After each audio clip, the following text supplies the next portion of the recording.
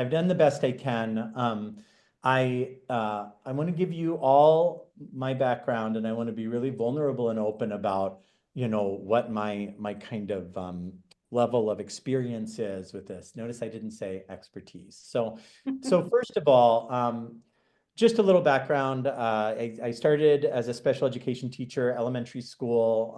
I was in Henderson in Clark County. No, Henderson County, Clark County in Las Vegas.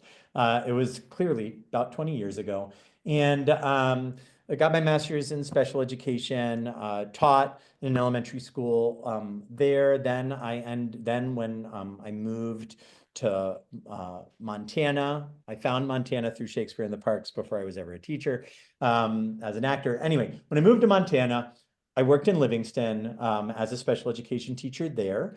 And I just happened to work with, at the time, Catherine Matthews was still there as a special education teacher. And she is now one of my two special education preschool teachers here at the school that I'm a principal at. 15 years later or whatever it is.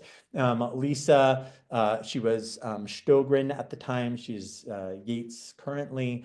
She was also a teacher there. She too is my preschool special education teacher here. So I've lived in the world of elementary, and don't start with that slide. That's the last slide. Not to. This is a silliness. Everybody will be just sharing out difficulties first. That's the last thing we're going to talk about. So challenges is the last thing. So anyways, I then moved into high school, special ed coordinator. I've lived in the special education world my whole career. I've worked quite a bit with early childhood in special education through much of that career. Several years ago, when I moved into being a principal, I'm the principal now at Morningstar Elementary School. I was principal at Highlight Elementary, which had the Running Start program, as well as a pre-K special education program.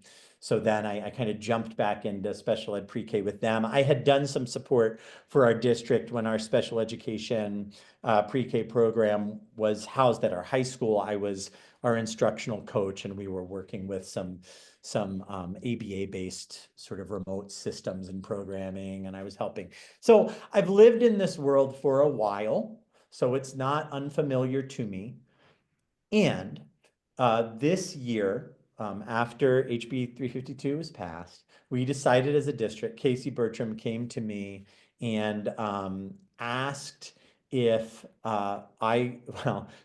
said, Will, I know you've really wanted to get, I had been trying to get a pre-K in our building, but some of the funding behind Running Start really prevented that. And he was like, I have great news.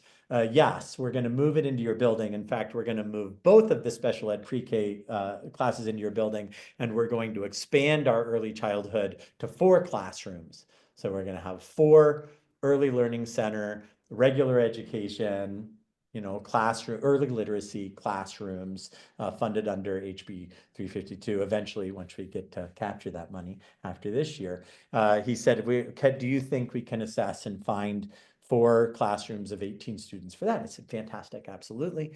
And was extremely excited. It meant we did a lot of work on our building, brought the special education team together. They were historically separate. I'm going to go over that later. So what I'm telling you is that I've been living this every day since I started being a principal. But more importantly, I've been living this every day this year, trying to navigate the challenges of inclusion and sort of the full spectrum of least restrictive environment.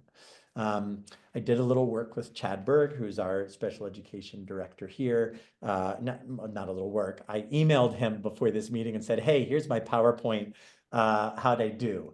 And he hasn't told me I did awful. So I think we're okay, and I'm going to move forward. And I hope that everybody can participate as we go through this. In fact, if we can go to the next slide, Jackie. I have an outline for you. So the first thing we're going to do is I am going to lay out some basic vocabulary for everyone. And after I lay out the basic vocabulary and just make sure that we're normed there, I do want to do a little group norming and just find out what everybody's experience is with this, because I haven't been a part of this group as you guys have been meeting, and I don't know everybody on here, and I want to be respectful of our time, so I'm going to move kind of fast, but I don't want to share information that you already have and know. So I want to be really thoughtful about that, and hopefully this is a space that warehouses some information that's helpful for you. So actually, I have my things sort of flipped on this. So we're going to start with group norming so that I don't talk about the basic vocabulary too much. After that, we'll get into some policy. The policy that's really that I've found has been impacting us as I'm working through this, the really kind of sticky questions that are coming up over and over again. And then we're going to talk about least restrictive environment and potential practices, what those can look like. But again, I worked in Livingston in a smaller school district in a cooperative. I mean, I've back when I was a special ed coordinator, I worked a lot with more rural, smaller schools. And so I've tried to really be cognizant of the fact that we don't all live in the same world, the same community, and the same sizes. We're still going to talk about what we're seeing here. So that background case study is really the case study I'm living and that we're living. And that is obviously a larger district for Montana. It's one of our larger districts.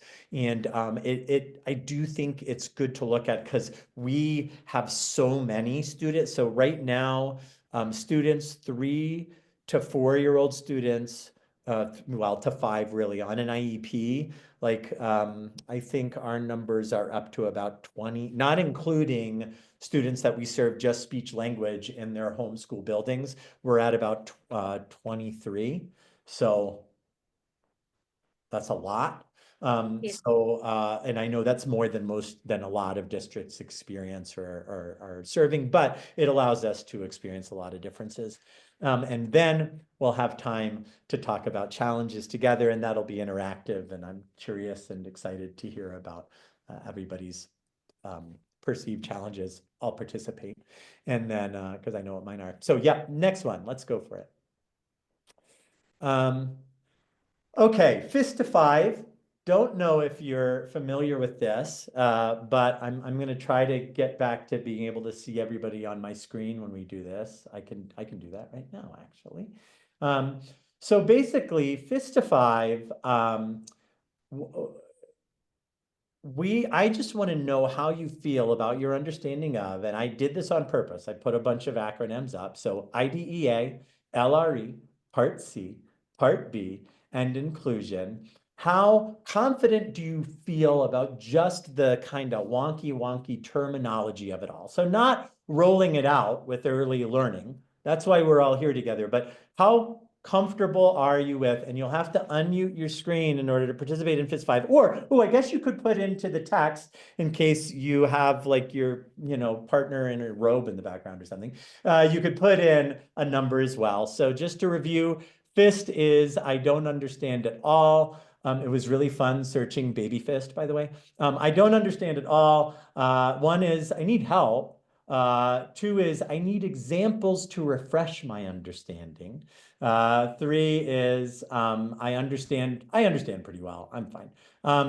4 is I mostly understand and can show it. And then the final one is I completely understand and can teach it. So the question is really just around IDEA, LRE, Part C, Part B, and inclusion, FIS to 5. Where are you living? Got a 1, 2, 3, 5. FIS to 5. Let me see. I better say a 5, right? Because I'm teaching. Better say 5. That just show up. Right? Okay. So from the people I can see, and I could jump. I got some chats up. So let me check my chat. Great. That's a pretty wide range, but okay. Thanks, guys. I'm feeling more confident about giving this because I feel like if I would have seen like 4s and 5s across the board, I would have really been kind of scrambling to make things faster. So I'm going to take my time and I'm going to ask that, Jackie, is anybody able to monitor that chat for me just in case people have Tim, questions? can you monitor the chat? Okay. Great. So Okay. just shout out or let me know if a question comes up as we go then. And so then I'm not gonna rush too fast through these early pieces. Because I want to make sure, even though we have some threes and even some fives, that'll give me a chance for my fives to be able to correct me if or to have some discussion if we, because sometimes we think we have shared understanding, but I don't know this. We're all trying to come together. So let's jump to the next slide, Jackie. Okay. Did I Uh, go too far? no, this is perfect. Thank All you. right. This one, yeah. So okay, as we talk today, when I say preschool children, I am referring to children who are ages 3, 4, and 5, and not yet in kindergarten, or for the state of Montana, can't yet be in kindergarten. So they are 5, but they didn't turn 5 until after September 10th. So when I say preschool age children, that's who I'm talking about. It's 3, 4, and 5-year-olds. And that 3-year-old is important. We're going to talk about that in a second. When I'm talking about least restrictive environment, this quote is directly from a document that we'll talk about later, as well as from IDEA. So a continuum of placement options. Be available to, oh, I'm sure there was a verb before this, but that there needs to be a continuum of placement options, that they need to be available to best meet the diverse needs of children with disabilities. And it presumes that the first placement option considered for each child with a disability is the regular classroom the child would attend if they did not have a disability. I'm breathing on purpose. So again, the least restrictive environment is a continuum of placements. And it's a continuum of placements where the least restrictive, the first place we should start, needs to be the option where a child would be if they did not have a disability. And this is why we're going to spend 2 hours on inclusion and on special education as it pertains to early childhood, because this is an incredibly complicated concept. Okay. I have lots of time to get into why it's complicated. I just want to say, when you hear me say LRE, least restrictive, that's what we're talking about. Where would they be if they didn't have a disability? That should be our starting point. Any questions about Chime that? in. Yeah. I have 2 hours, but we really usually go from 4 to 5, Will. Great. Got it. Yeah. Oh, Okay. you're gonna love it. I'm gonna be done. Hey, I have a rule. I know that people can only really absorb things for the first 10 minutes of a person talking. So I'm already like worried about you guys. Yes. Um, absolutely. So any questions about that LRE piece though, before we go further? Okay. So part C, you're going to hear about like and you'll read in some of the, if you really start to dig into things, the transition from part C to part B is why part B is where we come in. Part C's before us. But oftentimes we'll get referrals from the Part C providers. So we are all here as educators. We're here with OPI. We are not here with Health and Human Services. And so we're not living in the world of Part C. But I did kind of want to throw up for everybody that, Part C is looking at natural environments. So they're not talking about the educational placement that the child would attend if they were not in school. They're just looking at natural environments. Natural environment, that's the home. That's the playground. That's natural environments. So when they shift to us, it's a big shift, because when they shift to us to Part B, we are looking at the least restrictive environment, and we are actually looking at classroom settings. But that shift to Part B happens when that child is 3. And even with HB 352, we don't have a shift or an ability to serve as school districts most children who are 3, but under IDEA as a school district, we are required to serve and support those students. We have a child find obligation. I didn't put that on the list because I didn't want to melt people's brains, but we have that child find obligation. We have to find those children's, those needs. And I'm going to talk a little bit later about why yes, we have to do it because they tell us we have to, but we also need to do it from an early intervention perspective because it's going to make our lives and jobs easier, and it's going to have huge impacts on those children as they go through their life. And lastly, this presentation specifically, Jackie asked me to come to talk about inclusion especially. And that is when we are delivering, when we have supplementary aids and services and specialized instruction that is being delivered in the regular early childhood setting. The regular early childhood setting is where we're going to start to have our heads spin a little bit in a second here. So next slide, please, Jackie. Thank you. Okay. So this document was provided to me by Chad, and it's actually a document I've been living in right a bit. You guys can't click on it right now, but if you go in there, you'll be able to. You don't want to read the whole thing right now. I had that thought. I was like, well, maybe the group can read through this document. And then I thought, no, my job is to try to kind of pull out the pieces of this that might impact you when you're serving students who are 3 and 4 and specifically 4.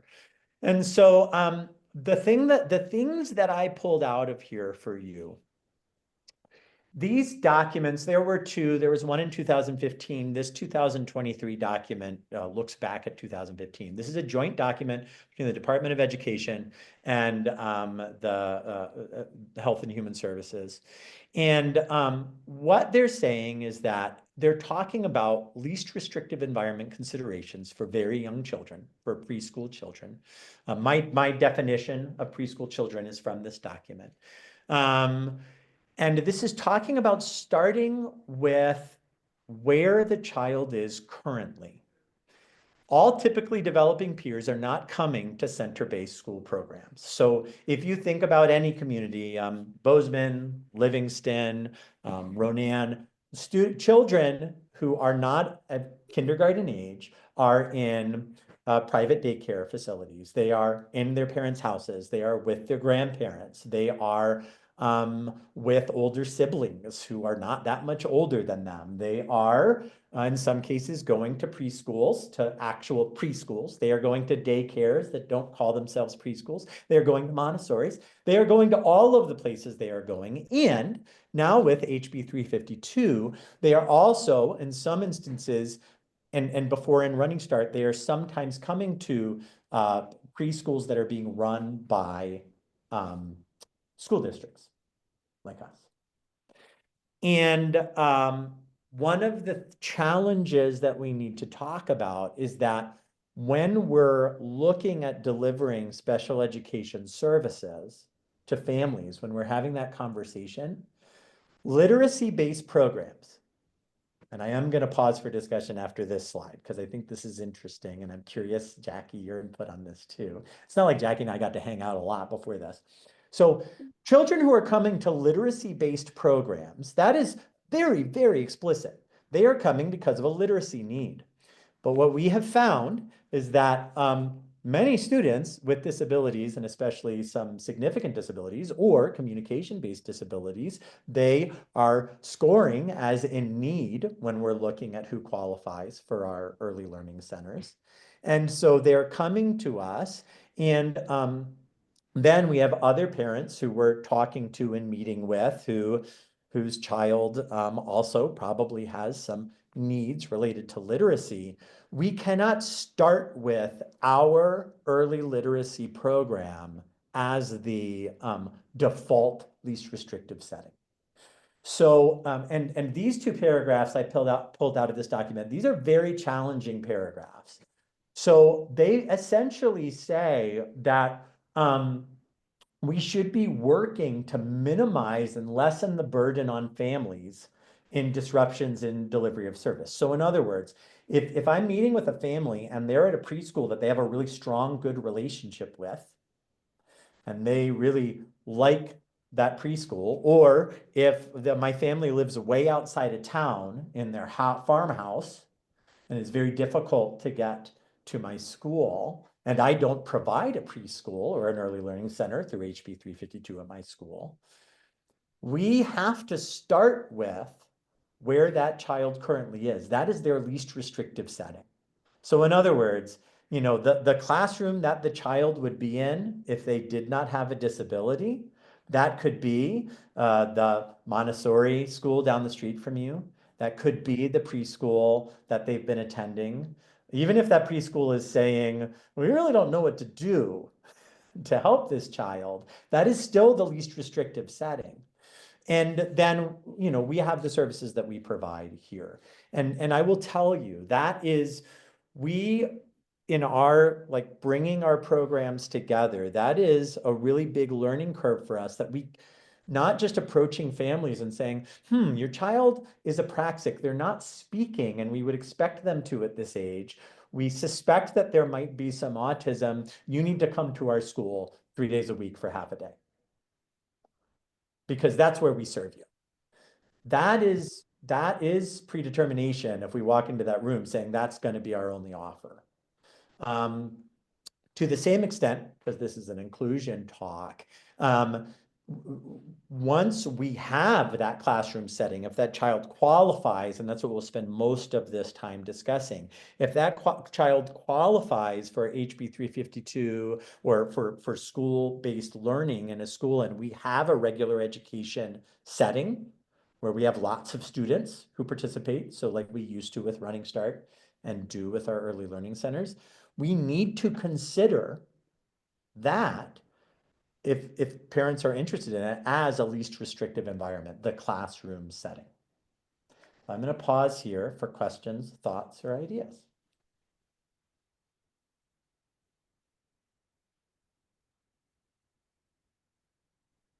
I know one person. Don't be shy, friends. Come on. Somebody Someone has got a a quiet question. question. Or maybe you're just waiting till I get into like how we do it or what it looks like. But like we found this can lead to really complicated, potentially expensive conversation. It really can. I'll share a comment. Mhm. I think thinking about like where the child is, if they're in a Montessori program or family-based childcare program, making sure that they are using a curriculum so that it qualifies as an early childhood program, because there's varying degrees, whether in the early childhood world, there's a major spectrum of what that might look like. And then I think also just it's okay to discuss, like, is that the appropriate placement? Even if they're already attending that, like it might be an appropriate placement to transition them to another environment. I love that, Lucy. That's exactly like when we're talking about this, remember, that's just your starting point. Well, this is where they are. And we're going to talk about this in a second, but what are the skills they need to learn? What kinds of instruction do they need in order to get there?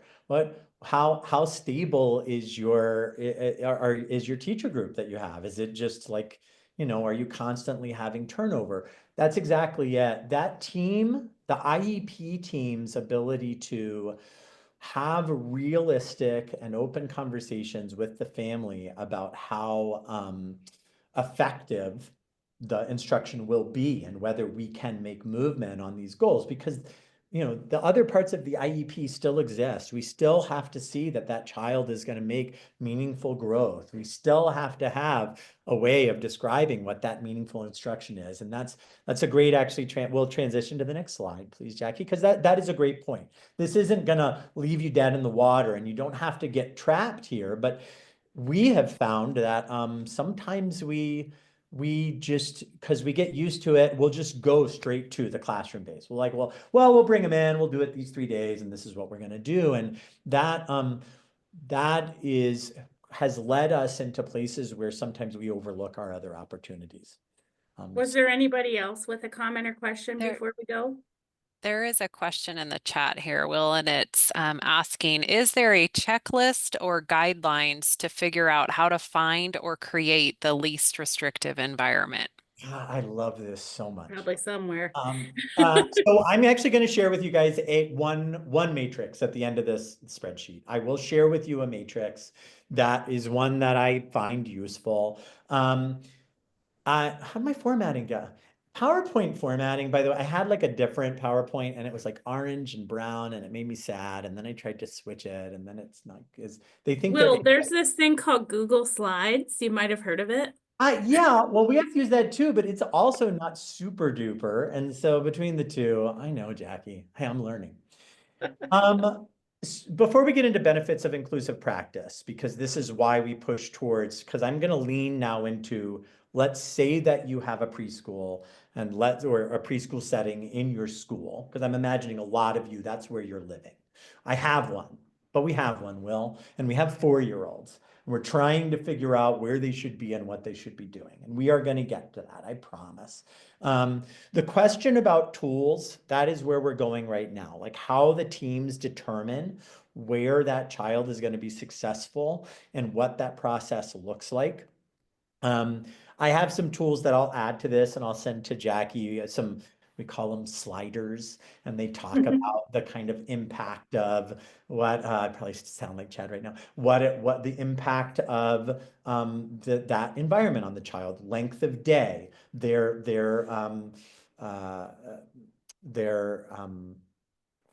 I'm getting tired. I have a lack of endurance. Their endurance for the day, how far they can get through. You can build tools like that. You have to be really careful. They need to be tools that are for, and that's what we're about to talk about here. They need to be tools that are for the team to wrestle with the family. And you need to be really vulnerable and open when you're wrestling with those tools. So we can go to the next slide, Jackie. The reason why we need to be really responsible with those tools is that benefits of inclusive practices, inclusion in the classroom, they are very well documented. We have the research. We've had the research for decades. It's been building and building and building. And I'm here to tell you that when it comes to early intervention, just like everything in early intervention, I know I'm speaking to the choir, the effect sizes are even larger if you can get those kids in the room. Everything at the top, you can read through that if you want. I know this is very wordy, but I knew you guys were going to walk away with this. I wanted to jump into the bottom. What we're seeing is that when we have IEP meetings moving from our pre-K to our kindergarten, if we can have those children in with our 17 other typical children or non-disabled children, we have a much better, much more robust amount of data to show how they're going to perform in those classrooms. We're not just throwing the same accommodations that we write for every 700 child that we've written accommodations for. Those accommodations are real because we've lived with that child in the room with other children for a year. We're not pushing a child into a classroom more than they can be successful without enough supports so that they crash and burn, because we know how much time they need. We know what it needs to look like. So that's the first reason why making that pre-K inclusive experience happen early is a powerful thing. Like, that's not research. That's what it is when you're a team sitting in a room saying, well, they've been in a room with 15 other students who are relatively typical with higher literacy-based expectations. We know now what this looks like for them.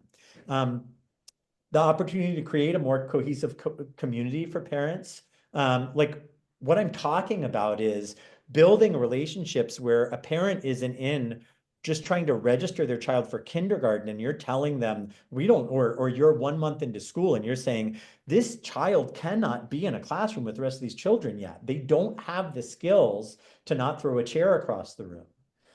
When that is the first conversation you're having as a team with a parent, outside of the more supported environment of saying, this is a literacy-based environment. We're going to give you some services. We're going to move them into the room.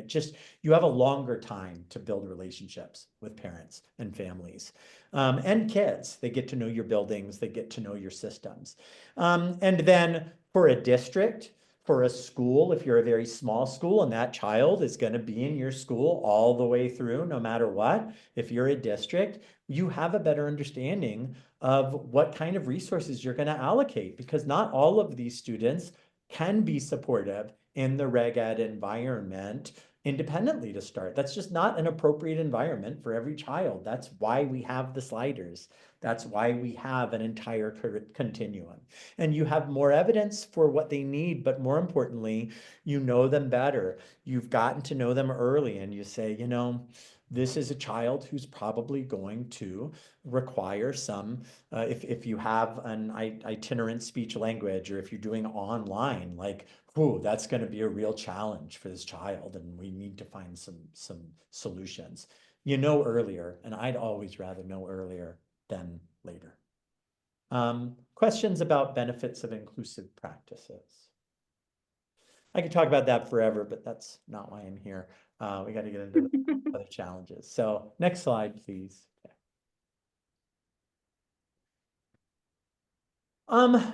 This is a tool that you can use to decide whether or not they are in that regular ed setting. And we're not going to spend a lot of time on here. It's available. This is, I think I made it linkable. And if I didn't, I think the image itself is a link, but I'll double check that before Jackie, you know, I'll check it for you, Jackie, so that we can go in, because I want you guys to be able to bookmark this if you need to.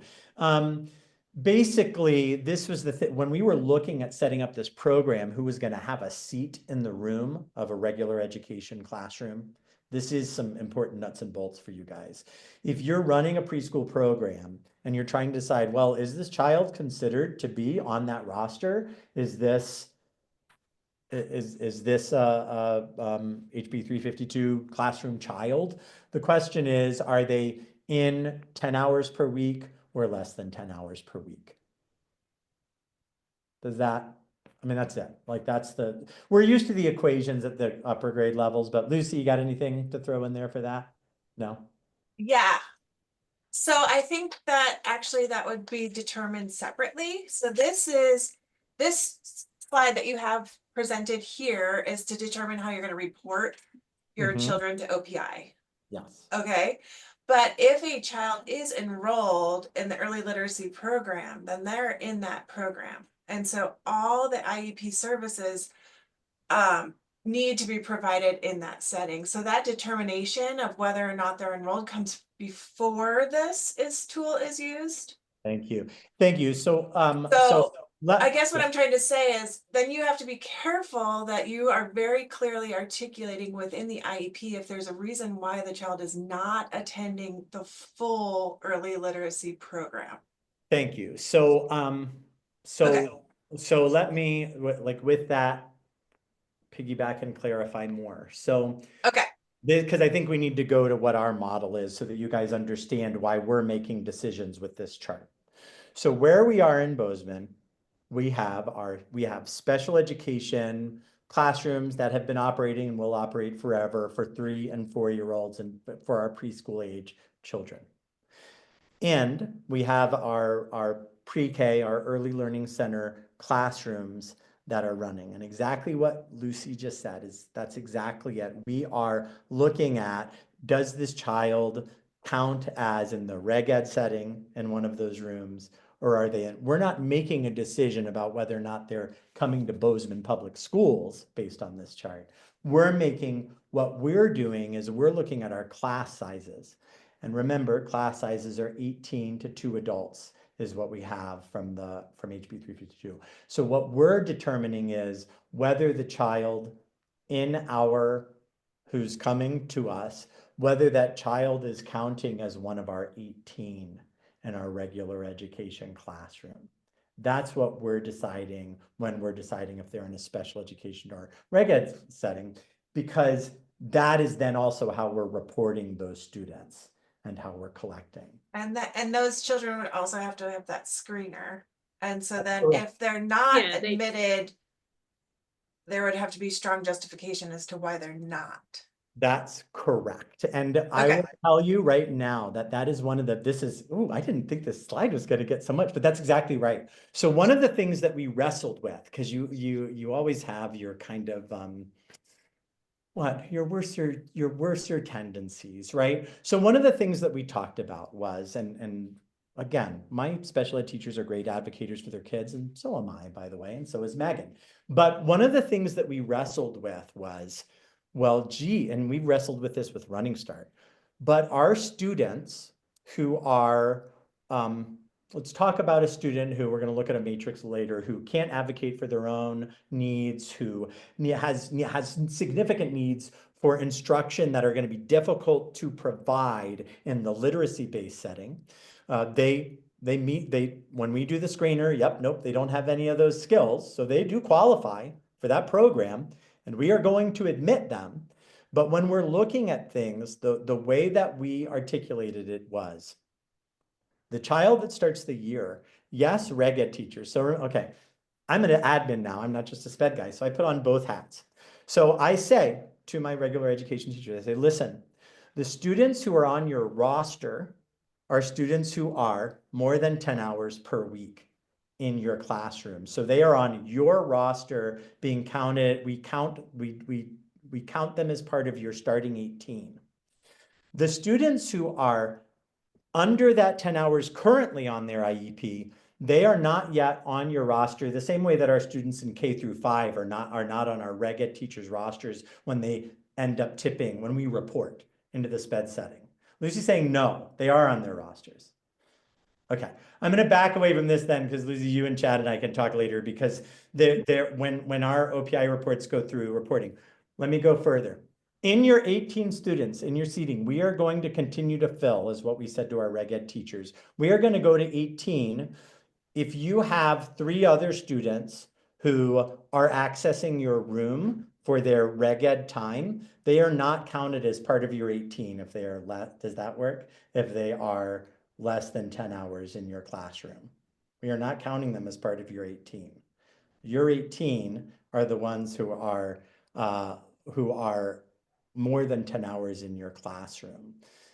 But if that child at some point in the year goes to a place where the team says, you know, they could be now more time in that setting, at that point, that is the point where they would be in that setting, and we don't prevent them from going in, but then we count that as overflow at that point, and then that pushes us into our need to ask for overflow para time because it goes over.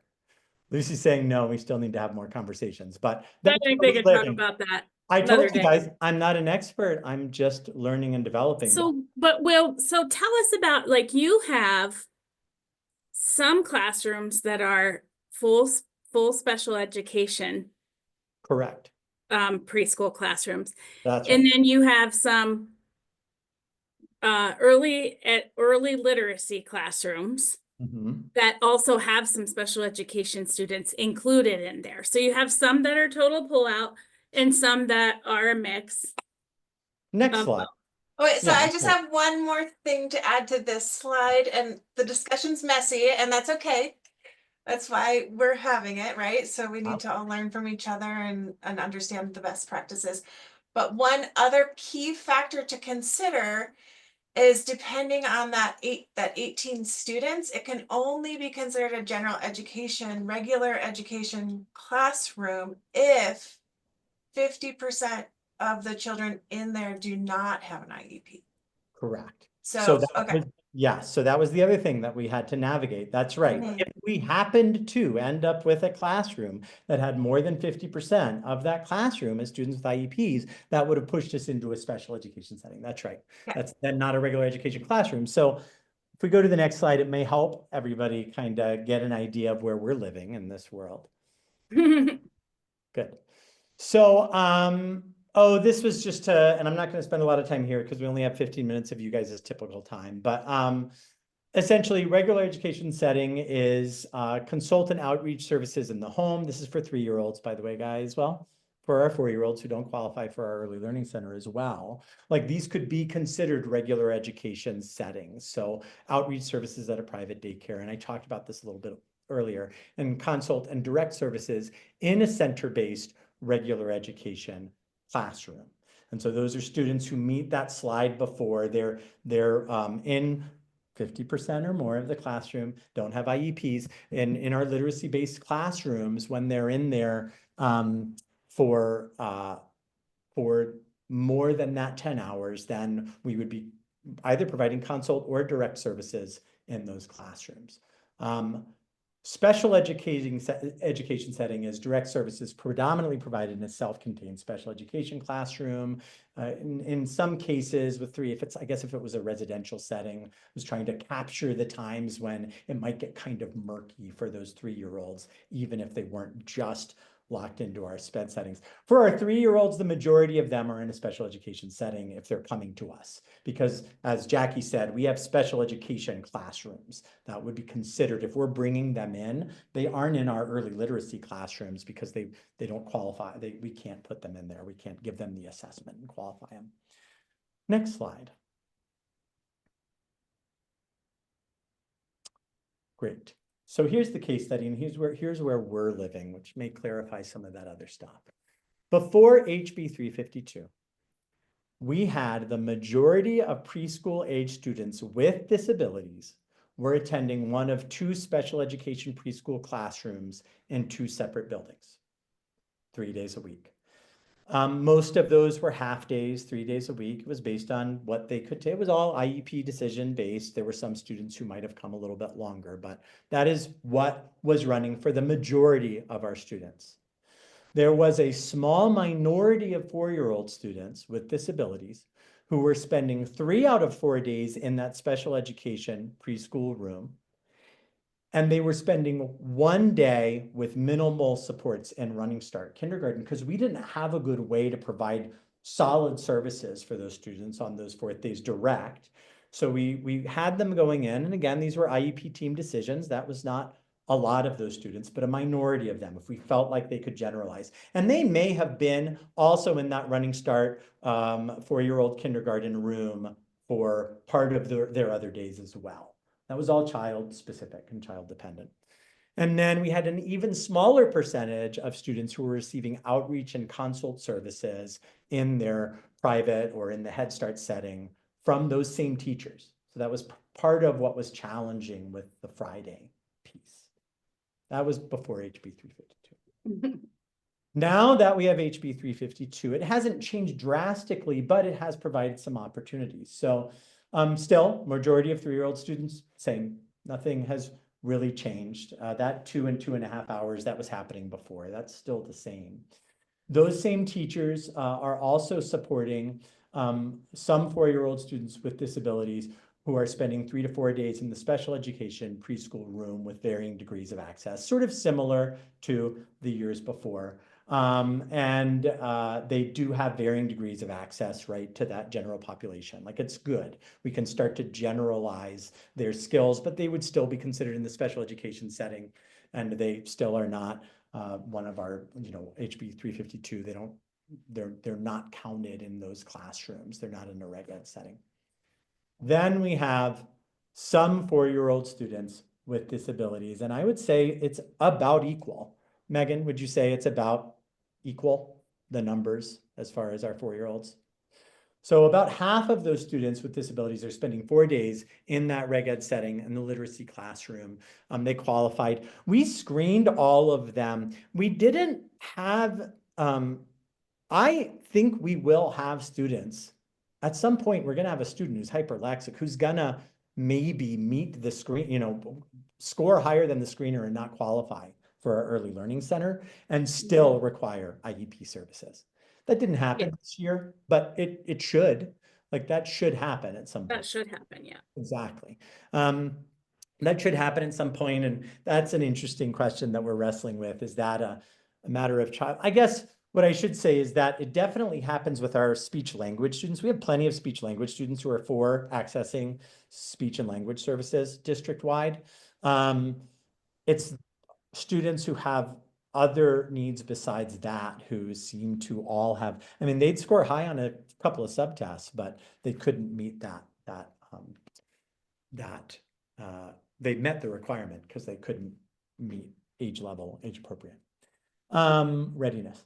And then we still have an even smaller percentage of students receiving outreach and consult services in the private or Head Start setting from the same teachers, but that has become more complicated and harder because we are now serving so many students in one place over those 4 days, and we're able to serve their needs. We're struggling with finding how to do a good job with that outreach piece. I think I want to go to the next slide before kind of pausing again. So I heard questions, and we had a question about systems for LRE considerations. The first thing is we need to have a school-based team discussion prior to the full team meeting. We find that helpful. If you're going, when you do that, you need to be able to have a systemic approach to discussing what these potential impacts are. You need to have a least dangerous assumption approach. So assuming that that child is going to benefit from receiving as much contact with the regular population, as much contact with, and that they will be successful. And then a conscientious avoidance of predetermination. That meeting cannot be the discussion of LRE. That meeting should just be making sure the team has a way to discuss it functionally, and communicating to parents. If you are, as a team, if you don't have shared understandings, it's okay to have disagreements. But if you have fundamentally don't have some shared understandings, then that can become more stressful for the parent. So we never walk into a room with a decision. Certainly, we try not to walk into a room having kind of gone too far down the path of the discussion, because we need that parent involved. They usually have more information than we do. It's really great that number 2, if you can get the release of information, and as part of that evaluation process, start to form relationships with your daycare providers or with whoever is providing the support for that child. That is what's going to get you to what Lucy was talking about earlier, the piece of, yes, we know you like it where they are. You need those partners to say, we can't give that child what they need right now. Like, we won't be able to meet these goals. The more you can have partnerships from them, the better. And potentially for them to be able to say, yeah, if we had this level of consult or this level of support, this could get us there, we think. That's all we need. Like, that's where you need that collaboration. And then number 3, robust systems for multi-tiered systems of supports and interventions in center-based programs. What we're finding, and I don't have the answers here, is that there shouldn't be a difference when you do have students in a preschool classroom about how you approach interventions and paying attention to. Your kids are all over the place. You need to be able to meet them where they are, teach them the skills, and not make assumptions about those needs ahead of time. And so I think when you have those in place, when you have children who are coming to you who have not been identified and have not been evaluated, making sure that you have those systems to kind of start to understand what kinds of interventions might work before running down into the land of special education is important. Any thoughts? So let's see, it's 4:53. And I know that Lucy just has some general things about inclusion that are good for us to consider, because everybody on this will have an opportunity to have a special education student included in our regular ed, whether it's happened, but it will, or it has, generally every year, depending on where you're at. So let's give Lucy a few minutes, and then if you can stay. And I mean, I could hang out with Will all day. But surely we have children to feed. So if you're okay, we'll give you a break and jump on over it. And stuff. this tool is pretty self-explanatory, and I can share it after. Yeah, we'll make sure it gets shared, and we won't close up without hearing final thoughts from William Dickerson. Oh, it's my fault. Oh no, it's just cool thoughts with Will. Well, I just want to say thank you so much for sharing this information. And it's from my perspective of working at OPI and being the early learning and preschool special education person, it's good to hear how districts are navigating this. And I think, you presented the way, like, it's great to hear there's some things that probably need to be tweaked, and I think it would be good for all districts to hear that and kind of walk through the process. And so nothing against like the way that you've started, but I just appreciate like be like, oh, okay, well, this gives me some ideas of like, okay, there's areas for growth, right? And I think being educators, we know that for students and for ourselves and for teachers and administrators, there's always areas for growth. But I did put a link. So anyway, did I introduce myself enough? Does everyone kind of know my role at OPI? And so my role is primarily focused on preschool special education, and then Jackie and Kim focus on the early literacy program. And Will sort of presented where there's that overlap and how we're trying to navigate what that might look like. So I'm glad that Will went first so I could kind of throw away my slideshow and think about like what's most important in a few minutes here, and maybe going forward how we can maybe have some more private conversations and think about like what could be an extension of training for this going forward, thinking about the screenings coming up this spring and going into the next school year, and what we've learned for having the first year of this program, and how we can make steps to improve all of that. So I guess honestly, a lot of the slides that Will had put together, I also had similar things like what is Part B, what is a regular early childhood program, what is a special education program. And I think the primary thing that we're thinking about is the percentage of children who are on an IEP in those settings. And every district has different ways and that they work with their community partners, whether it's going into a Head Start program, going into a high quality early childhood program, providing those services directly in that setting.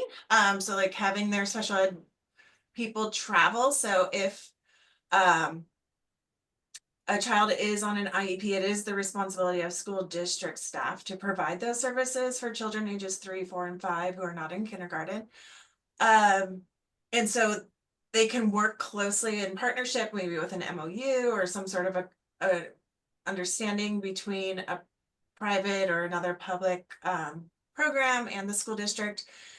The thing that I think everyone needs to really consider and think about is when you are screening a child and determining that they're eligible for an early literacy program, that they're being admitted, if they sort of fail that screener, they're being admitted just like a kindergartner would be admitted to your school district. And so you're not going to just say for a kindergartner, like, oh, 10 hours a week, you're going to be in kindergarten.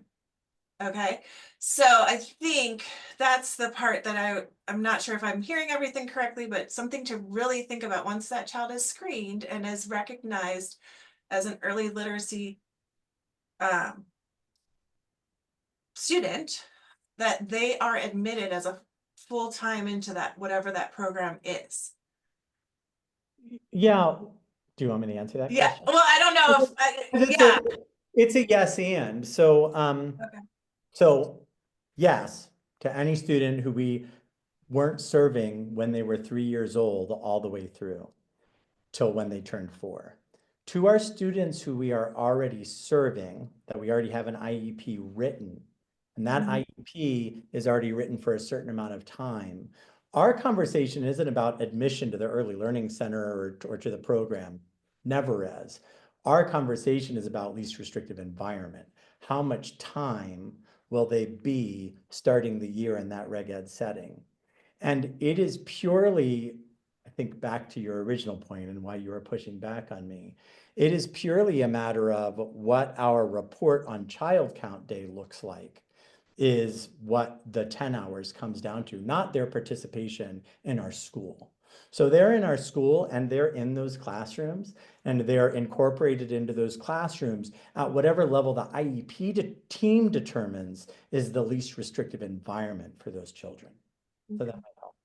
So they're there for the full day, but maybe pulled out for half of the day or for Unless, 90% of the day. unless the IEP team, so I'll give you an example. We had a student who started, because we did start them full day, 4 days, and there were some pretty intensive behaviors we hadn't seen the year before, one of those being not eating and other things. And so then we re-met as a team, and then we had data and information that supported, put that we needed to pull back and get that child eating and successful. And then we needed to grow that day, which we've done back to, right? Okay, so just as long as you would do it the same way that you would handle like a kindergartner or a first That's grader. it, or a 21-year-old, right? It Yeah. is, that's right. The thing that gets really tricky, and I hear you, and it's the thing that we're still pushing and pulling on, is the question of whether or not like what the least restrictive setting would have been for that child outside. It's like that thing that gets complicated when we're bringing them in because we've been bringing them in. Would they have been in the early learning center and screened otherwise? Right. And we've just approached it as because you could go to, well, no, because they're not reading at all. We've pushed towards, well, yes, because when we give them the screener, it's a 0. So they qualify and they would be in. And so that's how we approach it. But that's Right, so I did put a link in the chat and that is focused more on when the IEP is being developed and determining the LRE rather than how the data is collected based on where the services are provided. And so those are just good guiding questions, like, to say that if a child's 3 and they only receive services like up to 3 days a week and a half day at the school district, like that's kind of a predetermined program rather than saying what is the need of the child and where are those services, then how are those services being provided to that child. So every school district has growth in this area, and like federally the big push now is PT, speech, OT, special education services are coming to the child in that general education classroom. And they're not pulling them to the corner to do speech in the corner. They're doing the speech in the setting, like sort of like when you say like children have learning centers, right? And so the child-led learning in the block center. And the teacher's going to join in and say, okay, well, we have the block center, but these are sort of the goals of the classroom and the learning concepts. So when I join the child's play to scaffold the learning, the special ed, whether it's PT, OT, speech, special ed teacher is going to also join in that play and let the child lead their education and their IEP goals. So that's the ultimate like push from the federally right now. And one of the things, so going to the 3-year-olds, because that's the difficult thing for us, and that is the thing that we're just to like share the real struggle is that, and just to be clear, yeah, we don't enter an IEP and say, here are the hours and here are the afternoons. In fact, I've had to push back on teachers a lot on that. Well, I think this one, well, my morning's getting full. Right. That's not it. And we've said that many times, but it is a hard, and all of you know, that's hard not to live there. And so I think on that one slide, we talk about, we're not going to pretend like we don't have resources that we have to allocate.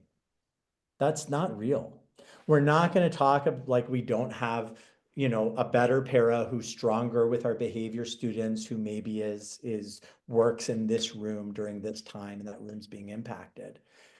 And that is the struggle. Like I have that challenges page is having that, and that's why I recommend the staffings before, is being able to, and making sure that somebody's in that room who can say, that is not how we make the determination of what the child needs. We're making the determination based on what are the goals?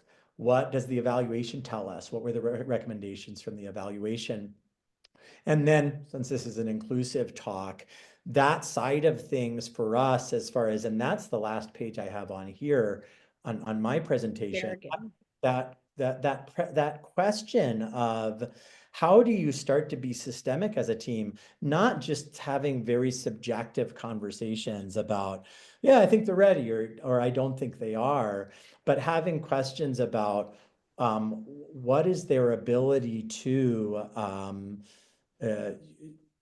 and this, by the way, is just like one student. Like you want to be able to add it for any student that you have.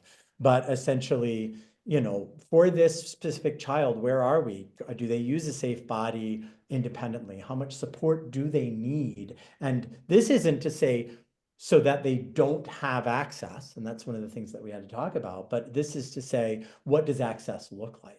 How much support do they need? How much time? That's why you'll see it always says, is there a goal in this area? Because if they don't have that skill and there isn't a goal in that area, that's a problem that you're going to need to address with your team. Yeah. I think I would also add, going back to like your pre-discussion with staff, special education team meetings can get out of hand very quickly. It is an emotional experience, especially for the parents, but also for teachers involved. And it can go off the rails in a horrible way really quickly if the staff is not on the same page, right? If you're contradicting each other, Absolutely. I mean, who does that parent have that's safe then at that point if you don't have it together? Jackie, I included a link to the slideshow that's sort of just some few slides that I had put together in the chat. And there's a video, like a 5-6 minute video that I think would be a really nice opportunity for like administrators, PT, OT, speech, special ed teacher, and the early literacy or whomever your general early childhood teacher to just watch that together. And then there's some discussion questions that follow. But just to think about like, how is your system working and where, like, what are your next steps towards improving what that experience is for the child, and what supports do the teachers really need in terms of training or whatever that might look like. Kim, can you grab that out of the chat to make sure that I can put it in I'll put it in the folder, but we can also put it on our website. Like, here's what Lucy mentioned. Okay. Next one, Will, or where we want to go, Oh, kids? I think we just open, I mean, people probably have to go, but just open up for questions about maybe what it looks like for us here and what it can look like. And or like specific questions to, well, what about if a child, you know, you have just things that people are experiencing or curious about. Will, I think if you'd like to go to Will's Menti, it might be nice to record some of these, but also feel free to just put it in the chat and we can just have a discussion. we do have a couple of questions in the chat. The first one is, when do we all determine when students become tested for special ed? That's the first one. That is not an easy answer. I mean, yeah, Lucy, do you want to jump in on what that? So for preschool is different than for kindergarten and above. It's do not delay. Once there's a earmark of concern, it is do not delay. So the sooner you can get those referrals in place, the better. And that's again might go to like your screener. Like maybe you want to have a team discussion of if a child is scoring at this level based on the screener that we're using, it may be an indicator that further testing is needed. Or it could be, let's see how, you know, day one of first week of school goes or the second week of school goes. But really the rule of thumb for preschool is do not delay for referral to special ed. We're very lucky. Sarah Jones, who's been in our district for a long time, she's got a lot of connections to a lot of providers. So we have a screener every other week where we're pre-screening kids to see, is this it? And we have a team that is looking at those children and saying, this is a child we have concerns about that we think we need to refer and move to evaluation. And honestly, the bar is like as low as it gets. Like, I don't know, seems like there could be something. Yeah, I want to look at them. I want to look at them. I want to look at them. And then we get an eval plan out. I mean, we are constantly, we're doing a lot of evaluations. Yeah. And similarly, I would say in the early learning center, you know, in our preschool, you know, similarly, like when we see a kid and we're curious about them, if they're looking like they're pretty much with the norm, and we're just like, oh, that's interesting. We might have an intervention in place. We might say, well, those behaviors, this child, they're multilingual and they're having some behaviors, but they can't use their words. Let's teach them to use their words and see how they respond. But it isn't the same kind of like hold off as it would be for where we're just really kind of digging in to make sure that we meet that obligation. I think some of the folks on here are in extremely small schools, so they may be the early literacy teacher, the early childhood special education teacher, the preschool and the community teacher. They could be all of the things and still only dealing with 3 kids. So,